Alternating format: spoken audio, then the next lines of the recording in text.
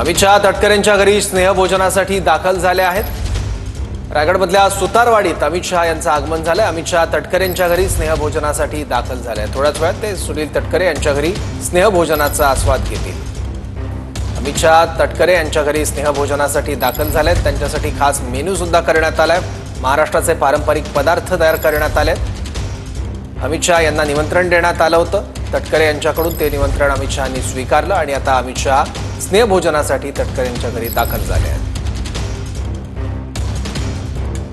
अमित शहांच्या ताफ्याची दृश्य रायगडच्या सुतारवाडीत तटकरेंच्या घरी स्नेहभोजनाचं आयोजन करण्यात आलंय। भरत गोगावले यांना सुद्धा या कार्यक्रमाचं निमंत्रण देण्यात आलेलं होतं, पण भरत गोगावले यांनी सांगितलं की रायगडावर येणाऱ्या शिवभक्तांची व्यवस्था आपल्याला बघायची आहे, त्यामुळे आपण तिथे जाणार नाही। केंद्रीय गृहमंत्री अमित शहा यांच्यासाठी हे स्नेहभोजन आयोजित करण्यात आलं। पाचाडच्या माँ जिजाऊंच्या समाधीचं दर्शन सुद्धा अमित शहांनी घेतलं। त्यानंतर रायगड किल्ल्यावर जात छत्रपती शिवरायांच्या स्मृतींना अभिवादन केलं अमित शहांनी। इथे भाषण सुद्धा अमित शहांनी केलं। त्यानंतर आता सुतारवाडीत तटकरेंच्या निवासस्थानी अमित शहा पोहोचले आहेत। शहांसाठी स्पेशल काय असेल? आमरसपुरी, मोदक, मिसळपाव, साबुदाणा वडा हे पदार्थ आज करण्यात आलेले आहेत अमित शहांच्या स्वागतासाठी, भोजनासाठी।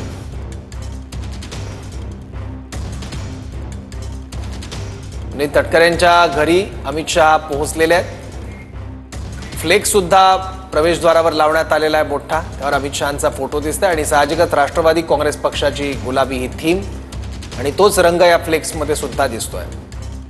एक महत्त्वाचं म्हणजे या भेटीकडे राष्ट्रवादी आणि भाजपचे संबंध हे आणखी घट्ट होत आहेत, या अनुषंगाने देखील बघितलं जात आहे। कारण केंद्र पातळीवर कुठलंही मंत्रिपद देण्यात आलेलं नव्हतं, यामुळे नाराजी होती। मोठं मंत्रिपद काही विशिष्ट नेत्यांना द्यावं अशी भूमिका राष्ट्रवादीची असल्याचं तेव्हा बोललं गेलं होतं, पण असं कुठलंही मंत्रिपद राष्ट्रवादीच्या वाट्याला आलं नाही, त्यामुळे राष्ट्रवादी काँग्रेसचे नेते नाराज असल्याचं बोललं जात होतं। आणि त्यानंतर आता ही भेट आणि हे स्नेहभोजन देखील महत्त्वाचं मानलं जातं। एक प्रकारे लंच डिप्लोमसी सुद्धा म्हणून सुद्धा याकडे बघितलं जात आहे।